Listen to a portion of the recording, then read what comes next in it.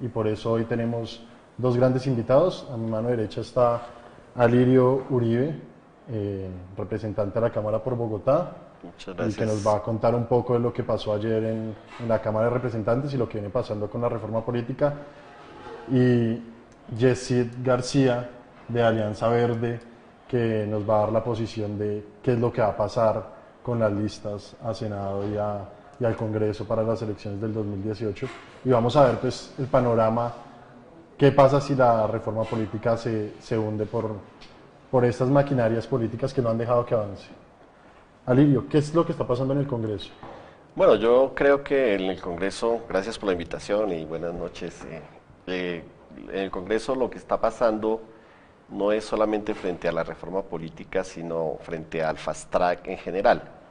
En enero yo decía que lo que no se aprobara entre enero y junio, es decir, que no podíamos pensar que el fast track iba a durar un año, realmente iba a durar un semestre. Lamentablemente el Congreso no avanzó lo suficiente en la primera fase del año, no llegaron todos los proyectos que tenían que llegar al Congreso a tiempo y obviamente hoy en lo que estamos es que todas las bancadas y el propio presidente de la Cámara, todos están en campaña y por lo tanto hay un bloqueo no solamente a la reforma política, hay un bloqueo a las circunscripciones especiales de paz que también tienen que ver con la reforma política, hay un bloqueo a la JEP, hay una cantidad de proyectos que tienen que ver con el punto 1 en materia de tierras, es decir, tendríamos para poder cumplir con todas las normas del Fast Track, aprobar como unas 12 o 14 normas de aquí al 30 de noviembre, lo cual es prácticamente imposible. Eso no quiere decir que si se llega al 30 de noviembre y no se aprobaron estas leyes, el Estado, el Congreso o el Gobierno no tengan la obligación de seguir promoviendo leyes para implementar los acuerdos. Entonces ahorita lo que hay es una, digamos, inconsistencia en lo que es la fuerza del gobierno en el Congreso y en lo que son los consensos de lo que se llamaba la unidad nacional. Ahorita Cambio Radical se está tirando más hacia la derecha, se declara enemigo de los acuerdos. Nosotros le hemos pedido a Rodrigo Lara públicamente que se retire de la mesa directiva para el trámite de estos proyectos, porque él tiene derecho a no estar de acuerdo con las circunscripciones de paz, no estar de acuerdo con la JEP, no estar de acuerdo con la reforma política, pero a lo que no tiene derecho es a utilizar la presidencia de la Cámara para obstruir estas reformas, que es lo que está haciendo, y dilatando. Y bueno, lamentablemente ya también todos los partidos están pensando es en las elecciones de marzo, en las elecciones presidenciales, en la forma como se organizan las campañas, y todo esto lleva, bueno, también se cruzó el paro legítimo de los pilotos, entonces el pretexto de que no hay tiquetes, de que no llegan los congresistas, etcétera. Es decir, hay todo un clima en el Congreso para dilatar la implementación de la reforma política. Llevamos 3 semanas con la reforma política en la agenda. El día de ayer se votó ya el informe de ponencia negativa, el informe de ponencia positiva. Luego nos metieron con el ministro de Hacienda la mermelada porque se metió la ley de presupuesto para el año 2018. Todas las bancadas aprobaron suspender el trámite de la reforma política, se metieron con la ley de presupuesto. Al final de la ley de presupuesto yo propuse que se retomara la reforma política, la retomamos, pero ya una hora después no había quórum, luego quedó para el próximo martes. En los pasillos del Congreso se dice que no va a haber reforma política, otros dicen que va a haber reforma política pero que no va a tener efecto para el 2018. Nosotros que hemos estado comprometidos con la paz, con la implementación de los acuerdos, pues vamos a estar hasta el último minuto tratando de que la reforma política no se hunda. ¿Cómo se ve el panorama desde la Alianza Verde? Nosotros estamos muy preocupados por la situación que ha hablado el representante Alirio Uribe.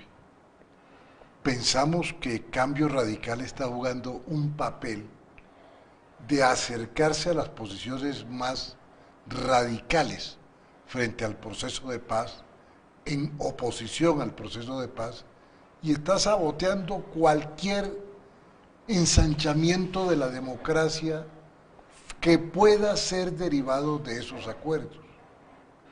Aquí vamos, por ejemplo, pienso yo personalmente, en el caso de la reforma política, que contrario a lo que el país esperaba, que los acuerdos de paz llevaran a la larga por la supresión del conflicto armado y de la violencia política a un ensanchamiento de los espacios democráticos, que el saldo al final de cuentas sea inferior y lleguemos desafortunadamente a una reducción de los espacios democráticos. Hay una concepción supremamente totalitaria en los partidos, Cambio Radical, Centro Democrático, e incluso en algunos sectores de la U y de partidos de la Unidad Nacional, que comienzan a pensar que este es un tema muy interesante. Esto se da en la vida de los pueblos cuando estamos próximos a una crisis. Y se supone que hemos salido de una crisis de la violencia, pero no hemos salido de la crisis de antidemocracia que hay en Colombia, que es que las mismas leyes se van convirtiendo, para los que las hicieron, en leyes subversivas. ¿Cómo te parece, Ricardo, el anuncio de hoy que se van a suspender las revocatorias, las consultas populares, en el fondo, la participación popular por problemas de presupuesto? ¿Cómo te parece que un paro, el de pilotos, pueda ser declarado ilegal por quien no tiene facultad para ello, que es la ministra de Trabajo? Es decir, estamos viviendo un periodo complicado donde todo tiende a que se cierren los espacios democráticos. El debate sobre la corrupción es otra muestra. Aquí hay partidos políticos que un debate tan serio como el que plantearon Claudia López de la Alianza Verde y Jorge Robledo del Polo, fue tratado de minimizar ante la opinión pública con una frase cínica cuyo origen es de Cambio Radical: el que esté libre de pecado que tire la primera piedra. Eso quiere decir, en buen romance, todos somos corruptos, conclusión, nadie es corrupto. No puede ser posible que se equipare las denuncias penales de Kiko Gómez, de los funcionarios de Cambio Radical, de los parlamentarios de Cambio Radical, vinculados, procesados y condenados por parapolítica, con 9 o 10 demandas penales que tiene Claudia López por injuria y calumnia, denuncias que vienen precisamente de esos sectores más corruptos de la política colombiana. Sí, justamente son estos, pues, estos partidos, tanto Cambio Radical como el Centro Democrático, como parte de la U, los que se están oponiendo a esta reforma política. Pero específicamente, ¿quiénes son los culpables de que se vaya a hundir, o que por lo menos no se vaya a tener efecto en la reforma política para el 2018? Bueno, yo quisiera decir varias cosas. El punto 2 de los acuerdos de paz tienen varios componentes, no es solamente la reforma política. Es decir, el punto 2 de los acuerdos, habían unos puntos que tenían que ver, por ejemplo, con el estatuto de la oposición, que ya está aprobado, que es una ley estatutaria y que está aprobada. El punto 2 tiene que ver con una ley de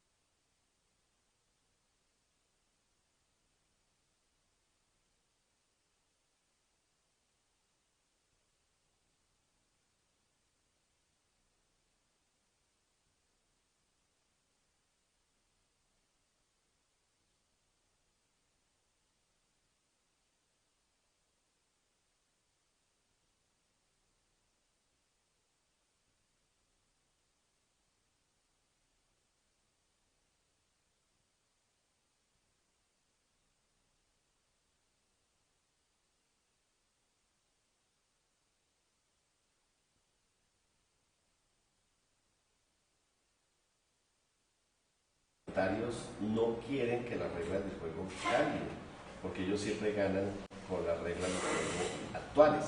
A ellos les gusta tener un Consejo Nacional Electoral que no sirve para nada.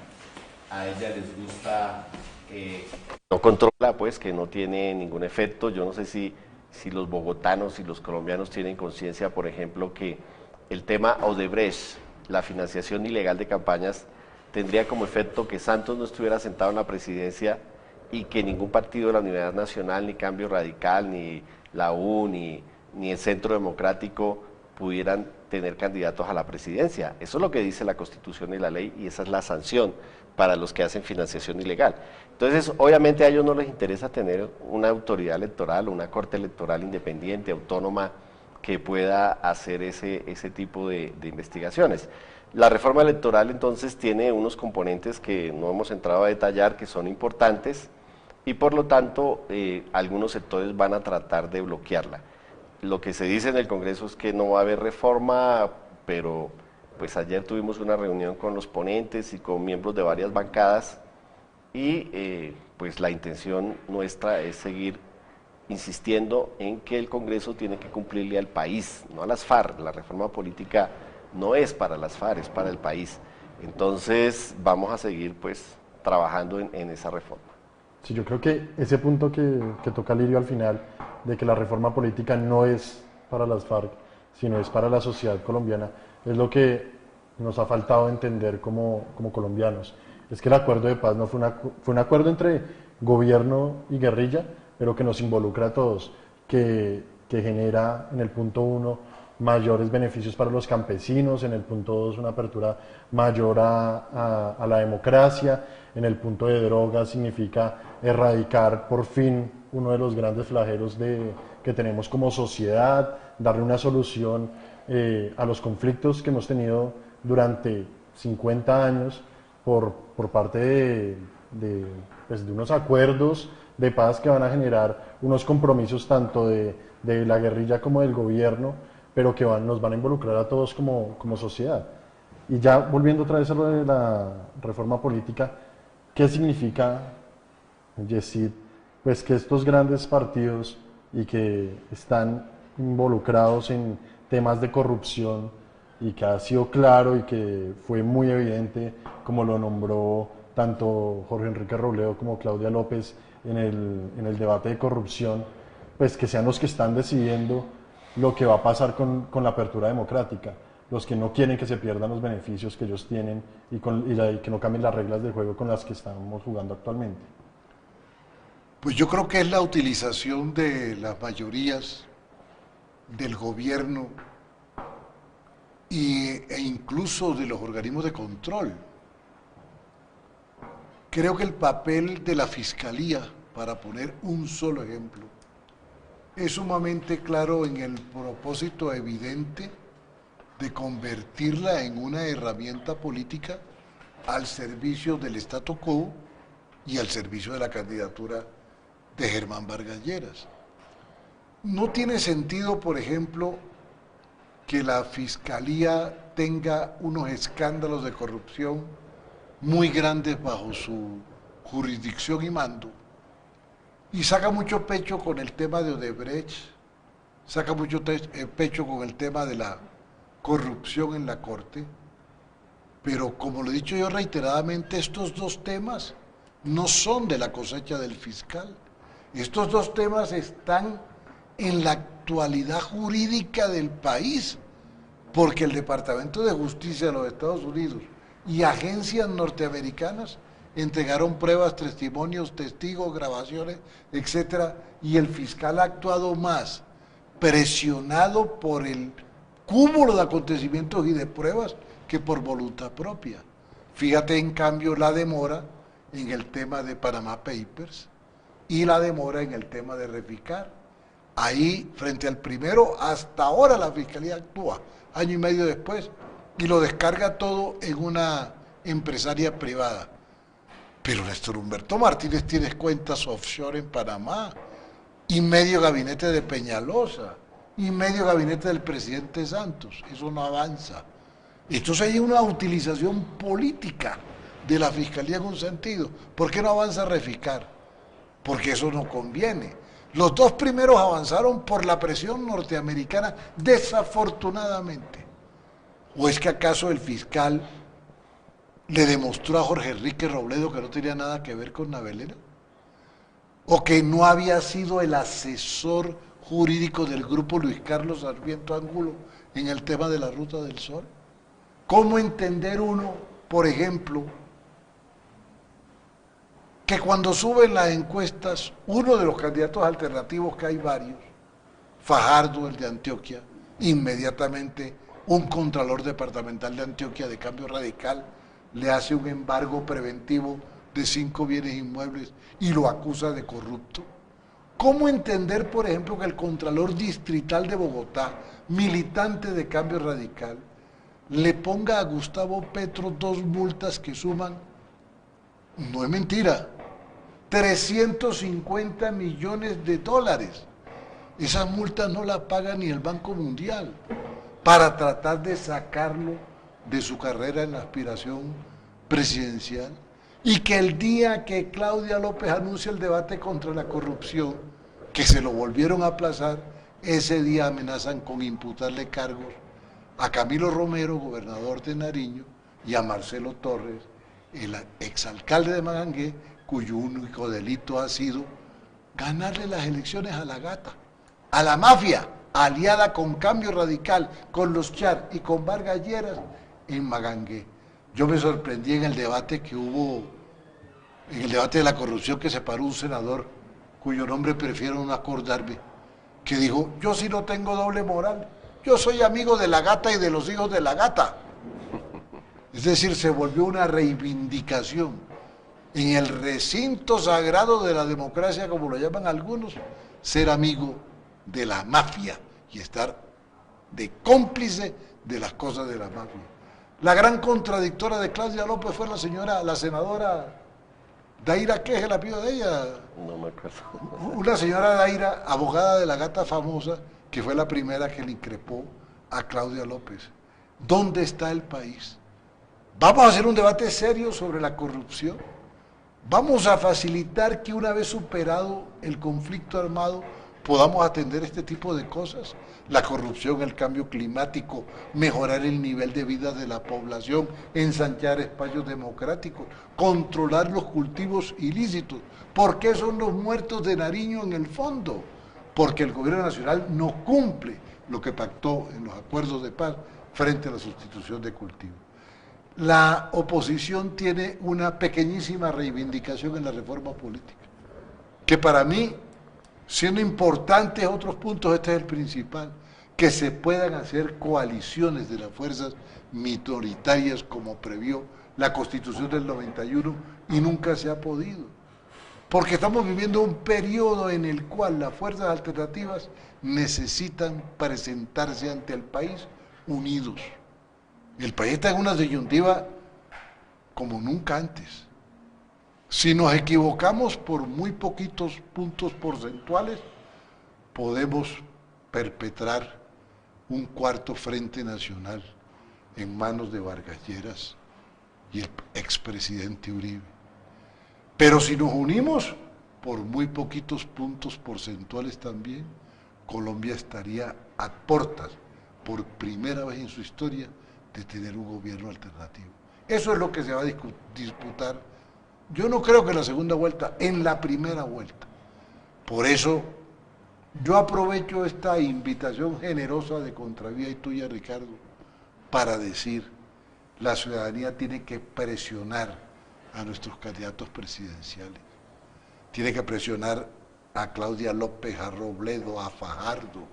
Tiene que presionar a Petro, a Clara López, a De la Calle, para que busquen caminos de unidad que permitan decir que llegamos a la primera vuelta presidencial con un solo candidato alternativo que sea garantía de democracia, de paz y de progreso.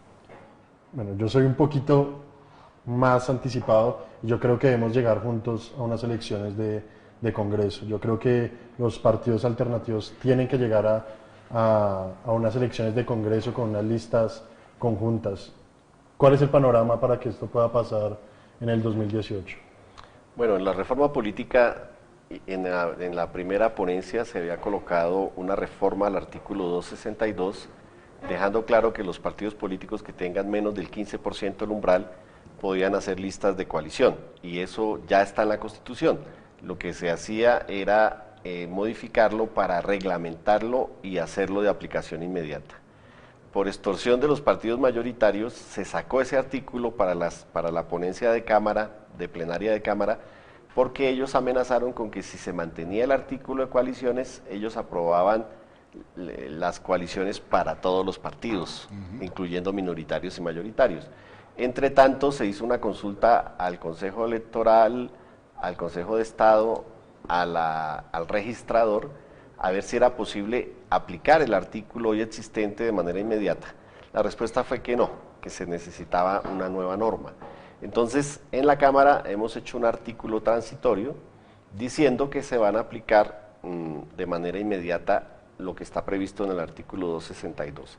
Si eso pasa así, pues tendríamos la posibilidad de hacer coaliciones para el Senado y para las cámaras según los porcentajes de votación.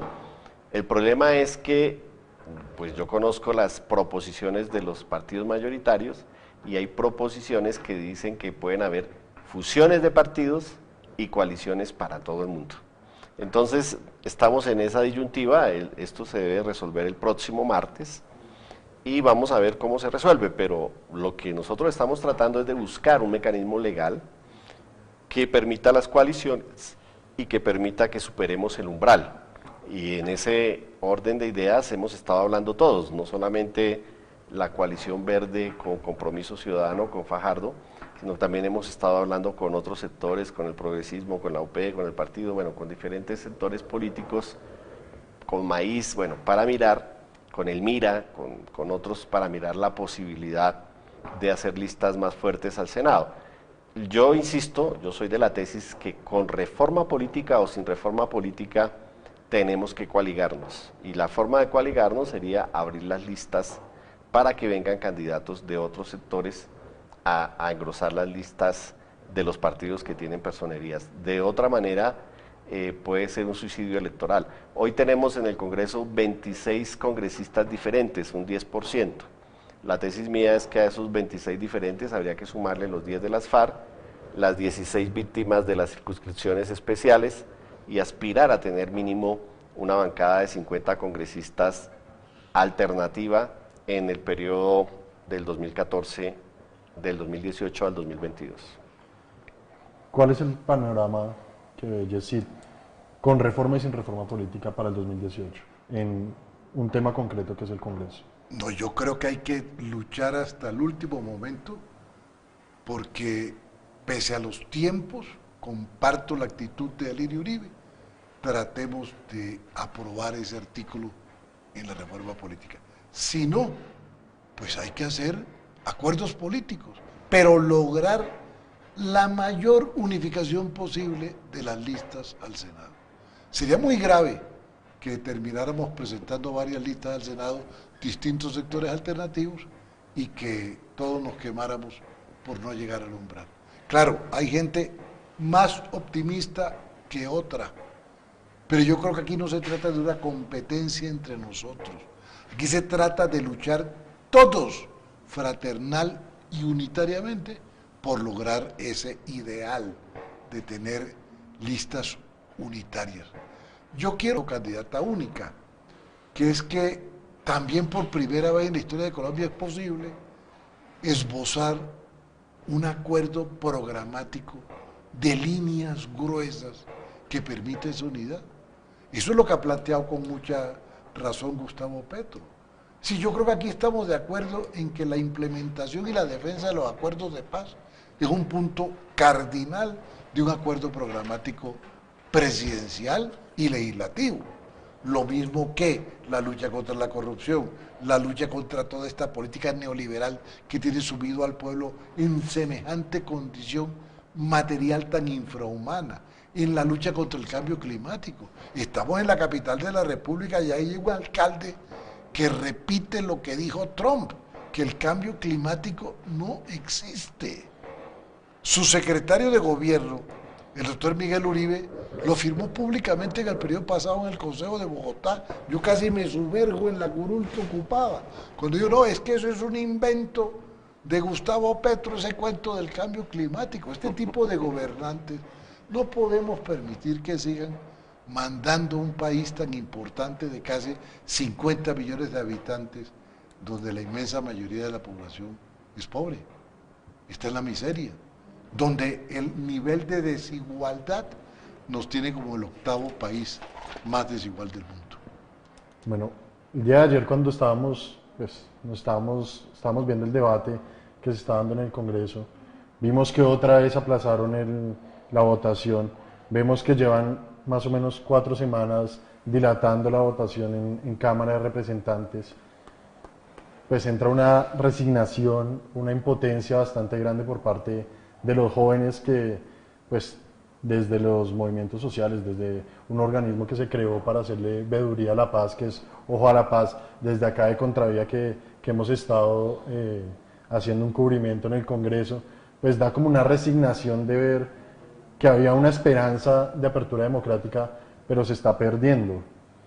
¿Cuál es la solución que ustedes ven para la resignación y para la apatía que se viene si el panorama no cambia? Bueno, yo creo que frente al fracaso que puede haber en la revocatoria de Peñalosa porque el Consejo Electoral y la Registraduría no lo permitan, frente al fracaso de las consultas populares porque van a quitarle la plata para no hacerlas, frente al fracaso en este tipo de normas para implementar los acuerdos, pues lo único que nos queda es la organización, la movilización y obviamente, como lo planteaba Yesid, pues construir procesos de unidad, de convergencia política, tratar de combinar la movilización que está muy activa en el país. En los últimos años se ha dado en los últimos 3 años se ha hecho más movilización en Colombia que en los 50 años anteriores. Yo creo que eso se tiene que volver en un escenario de ebullición que se traduzca en una acción política. Yo invito a la gente y sobre todo a los jóvenes que no crean el discurso de que todos los políticos son corruptos, porque con ese discurso, pues eso lo que llama es a que la gente no vote. Y si los jóvenes tienen candidatos, pues pónganlos ahí, candidatas, mujeres, sectores sociales. Yo creo que hay que buscar que la gente participe. Yo creo que la clave es estimular la movilización y la participación, porque yo coincido en que el escenario es de oportunidad política. A mí lo que me parece triste es que perdamos un escenario de oportunidad política de ser gobierno. Lo que está cantado acá es que los 2 candidatos que deben pasar a la segunda vuelta es el que diga Uribe y Germán Vargas Lleras. Hay una posibilidad de que eso no ocurra y esa posibilidad de que no ocurra pasa por la convergencia y la unidad de muchos sectores, de muchos movimientos sociales. Entonces, esa oportunidad no podemos desperdiciarla y el llamado tiene que ser a eso, a mantenernos en movilización, que el alcalde va a terminar protegido por Vargas Lleras, que es el que le ha metido el freno a la revocatoria y que por eso el Consejo Electoral no se mueve y que por eso la Registraduría dilata la certificación, etcétera, etcétera. Eso tenemos que entenderlo. Peñalosa es una ficha clave para la elección de Vargas Lleras a la presidencia. Y entonces, en esa lógica, pues tenemos que seguirnos movilizando a defender pues lo público, a defender el medio ambiente, a defender la implementación de los acuerdos, etcétera, y de esa manera tratar de salirle al paso a esa maquinaria de corrupción. Yo creo que el país cada vez se da cuenta quién es quién y que esta clase política que tenemos, pues lo único que ha hecho es usufructuar el poder, usufructuar los recursos públicos, y creo que nosotros podemos ofrecer alternativas y esas alternativas se tienen que organizar y creo yo que ese es el único camino que tenemos. Yo no llamo a la desesperanza, yo creo que el país no va para atrás, yo creo que el país va hacia adelante y en esa dinámica pues también yo invito a los jóvenes. A mí a veces me preocupa que los jóvenes los veo como muy escépticos o muy pesimistas, cuando pues los jóvenes son los que más podrían soñar a largo plazo en un mejor país. ¿Cómo? Yo quiero reforzar la concepción que sobre la situación y el mecanismo de resistencia da Lirio. Yo creo que la clave de todo es la movilización y no perder la esperanza, no perder la fe en lo que estamos haciendo.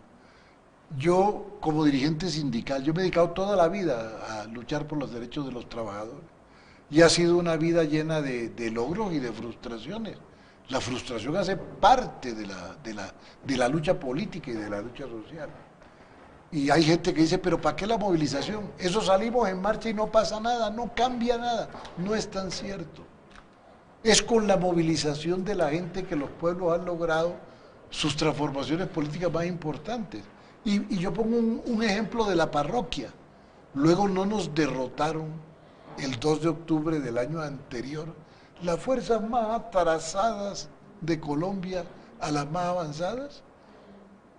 Una fuerza con mentiras, con demagogia, con lo que quieran, pero derrotó al gobierno, a la izquierda, a la FARC, a los demócratas, a Obama, al Papa, a todo el mundo. Sin embargo, no pudieron celebrar mucho la victoria, porque la movilización, especialmente la movilización de los jóvenes, en los días, en las tardes posteriores al 2 de octubre, logró imponer con la movilización un nuevo acuerdo de paz, que si no fue tan bueno como el primero, fue lo suficiente bueno para ponerle fin al conflicto más grave que ha tenido Colombia en toda su historia. 52 años de violencia pudieron llegar a un acuerdo gracias a la movilización de los jóvenes. Yo no sé, Ricardo, que si tú sabes que después del 2 de octubre hubo movilizaciones fuera del país en 152 ciudades del mundo. ¿No te parece extraordinario el poder de la movilización de los colombianos? A eso no vamos a renunciar. Yo os invito a los jóvenes a que no renuncien a ello. Eso ha funcionado y tiene que funcionar porque hace parte de las herramientas de la lucha democrática en Colombia y en el mundo. Yo quiero, ya para terminar, hacerles una invitación a ustedes y es analizar un poco el panorama de las presidenciales. Lo más cercano que tenemos a las presidenciales yo creo que son las elecciones del plebiscito, del sí y el no, y el panorama está más o menos 50-50 que el plebiscito, la diferencia fue mínima, pero el no tenía centro democrático y conservadores, mientras que el sí tenía polo, verdes, parte de la U que pues en ciertas regiones no movió la maquinaria que tiene, estaban los liberales que también se habla de que no movieron la maquinaria, y estaba un poco también Cambio Radical a media máquina. Y sin embargo quedamos 50-50. Para el panorama de las presidenciales del próximo año, donde pues Cambio Radical tiene candidato propio y se cambió de bando totalmente, está más de acuerdo con los del no de hace un año que con los del sí. Pues, ¿cómo ven las alianzas y las coaliciones que se tienen que dar? Yo creo que, entrando un poco a lo que proponía Yesid, ¿cuáles creen ustedes que debe ser la presión de la ciudadanía y quiénes son los que tienen que entrar en alianzas? Bueno, nosotros ya estamos haciendo con el Verde una cuota inicial y es el Verde, el Polo, Compromiso. Apenas se hizo pública esta coalición, los tres candidatos, tanto Jorge Enrique Robledo como Claudia López como Fajardo, repuntaron en las encuestas. La semana siguiente salieron las encuestas, 2 semanas después, y ahí ya eso prueba que la unidad no suma sino que multiplica. Y esa coalición está abierta para que se acerquen otros sectores. Entonces, yo lo que creo es que nosotros necesitamos un candidato o una candidata alternativo a eso que se llama el que diga Uribe o Vargas Lleras. Si eso es posible hacerlo, yo creo que podemos tener alguna opción de pasar a la segunda vuelta en las elecciones presidenciales. Pero previo a eso, como tú lo decías, está el Congreso. Están las cámaras, están las circunscripciones especiales de paz, donde van a estar las víctimas, van a estar las listas al Senado. Entonces yo lo que creo es que tenemos que organizarnos. Yo pienso que la gente lo está haciendo en las regiones, se está hablando, se está conversando entre todos los candidatos que están punteando en las encuestas, y yo creo que sí es posible. Yo creo que lo que dice Yesid es cierto. Lo que nosotros tenemos es que exigirle a los candidatos, a todos los candidatos y candidatas, a que hagan un acto pues democrático, que se baje un poco el protagonismo, los egos y digamos se facilite hacer una coalición. No es tan difícil, es un programa, un mecanismo de elección de quién va a ser el candidato final y bueno, todo lo demás se puede organizar de manera rápida.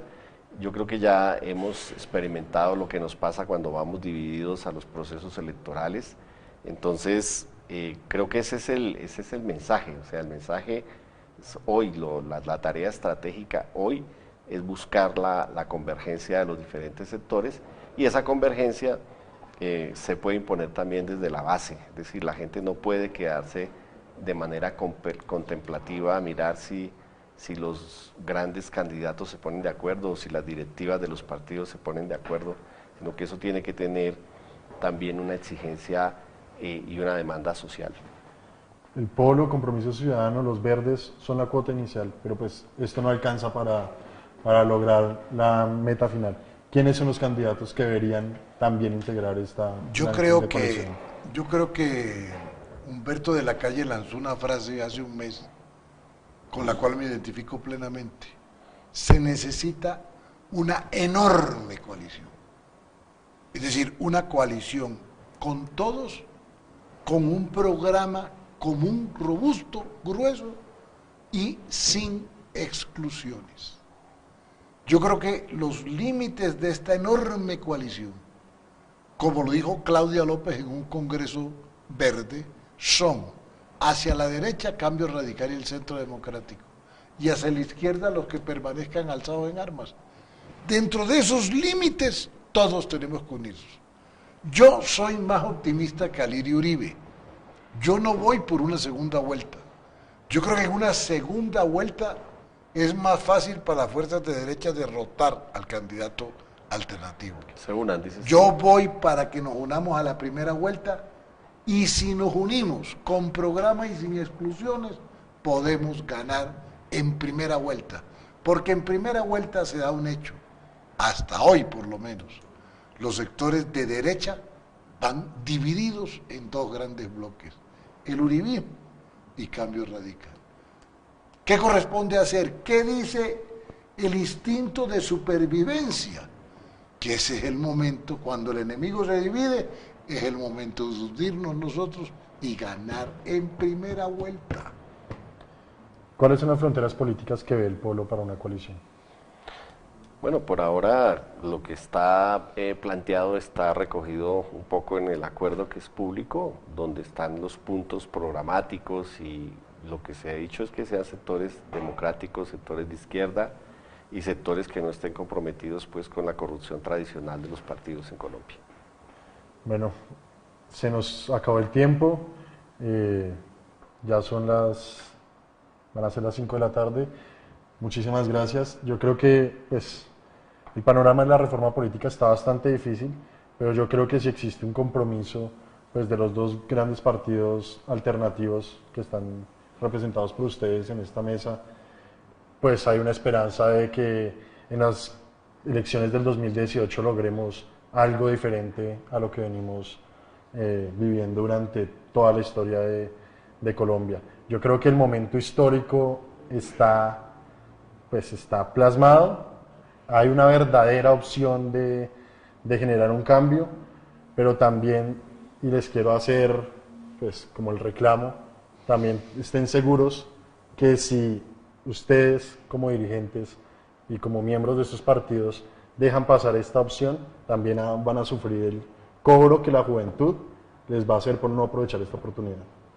Muchísimas gracias por Muchas gracias a ti, Ricardo, por la invitación. Gracias. Y decirte que tienes toda la razón.